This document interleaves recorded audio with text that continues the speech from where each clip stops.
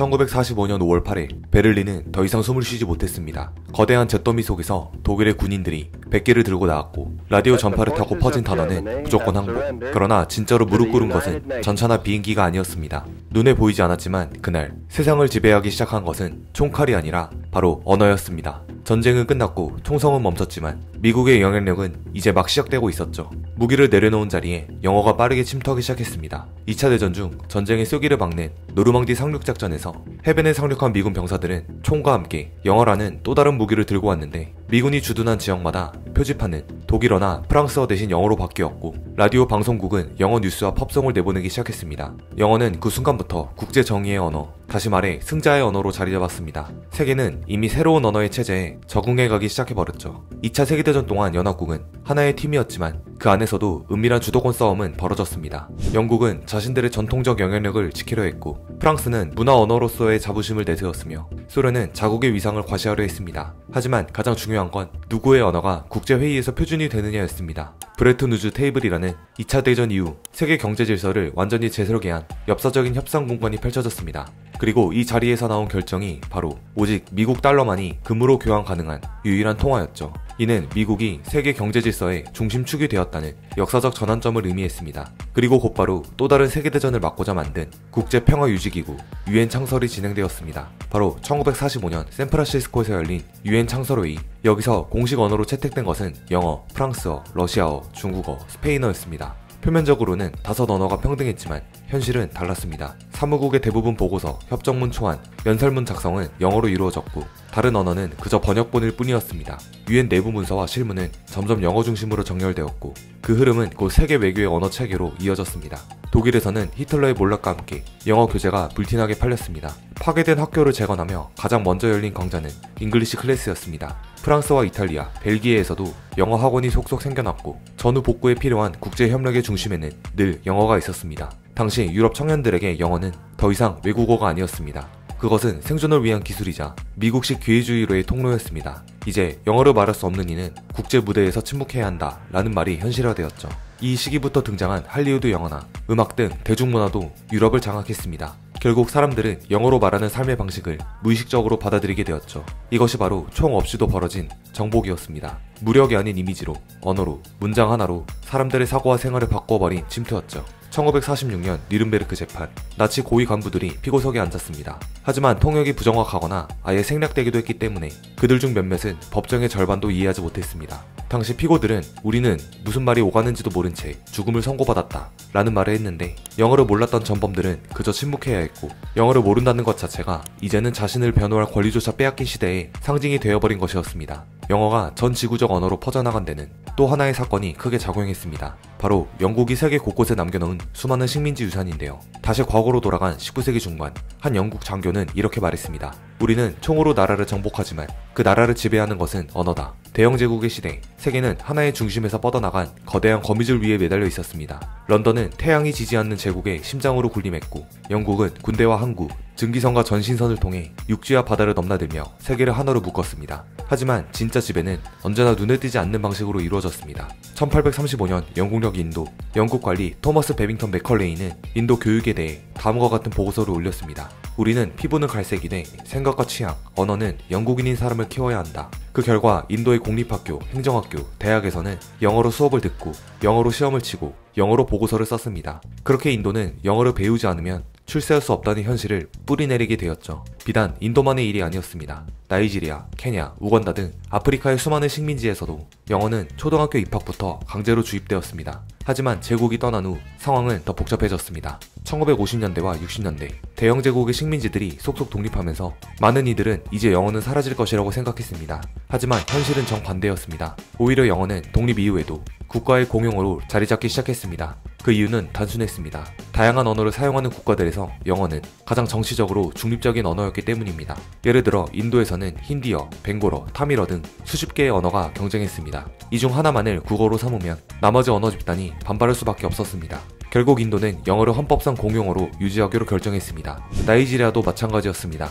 250개 이상의 언어가 존재하는 나이지리아에서는 영어가 아니면 내전이라는 말이 나올 정도로 영어는 곧 국가 통합의 안전핀이 되었습니다. 특히 싱가포르와 말레이시아는 흥미로운 사례인데요. 싱가포르의 경우 리커느 총리가 직접 영어는 생존을 위한 무기라고 선언했고 전 국민을 대상으로 한 영어 몰입 교육 정책이 시행되었습니다. 그 결과 싱가포르는 중국계가 74%임에도 불구하고 중국어나 말레이어보다 영어를 더 유창하게 구사합니다. 20세기 후반 대영 제국은 역사 속으로 사라졌지만 그들이 심어놓은 영어의 제국은 형태만 바뀐 채 여전히 세계를 감싸고 있었습니다. 그리고 결정적인 사건, 1930년대 말부터 독일과 오스트리아, 체코슬로바키아에서 유대인 과학자들이 대거 미국으로 망명했는데 히틀러 정권은 아리아 과학만을 인정한다는 말도 안 되는 기준을 세우며 수천 명의 유능한 과학자들을 추방하거나 수용소로 보냈습니다. 이들 중 일부는 미국의 프린스턴, 시카고, MIT, 캘리포니아 공과대학 등에 자리를 잡았고 바로 그들이 맨해튼 프로젝트, 원자폭탄 개발, 전자공학의 기초를 닦게 됩니다. 2차 세계대전 이후 과학계는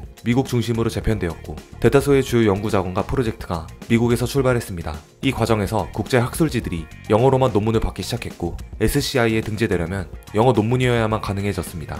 아인슈타인의 특수 상대성 이론도 1905년에 나왔지만 영미권에서 본격적으로 받아들여진 것은 1920년대 중반 이후였고 그나마도 영어 번역을 통해서였습니다. 이 사례는 언어가 과학의 수용을 지연시킬 수 있다는 것을 처음으로 보여준 사례가 되었고 그 후로 과학자들 사이에서는 읽힐 수 있으려면 영어로 써야 한다는 인식이 생기기 시작했습니다. 매년 스위스 다보스에서 열리는 세계 경제 포럼은 사실상 영어만 허용하는 정상들의 무대인데 수십 개국 정상과 재계 인사들이 모이는 이 자리에서 대부분의 연설은 영어로 진행되며 심지어 통역이 제공됨에도 불구하고 자신의 존재감을 보여주려는 인사들은 영어로 직접 연설을 택합니다. 영어를 구사할 수 있다는 것 자체가 자신이 세계 경제의 룰을 알고 있고 그 룰의 안에 있다는 증명이 되고 있죠. 물론 시간이 지나면서 영어 중심 구조에 대한 비판도 점점 늘어나기 시작했습니다. 영어가 모국어가 아닌 나라에게 불공정하다, 언어의 다양성을 무시하고 있다는 지적이 나왔고 실제로 프랑스는 프랑스어 사용을 권장하는 법률을 만들기도 했습니다. 중남미 일부 국가는 스페인어 중심의 경제 블록을 실험했고 중국은 중국어 기반의 국제개발은행을 설립하며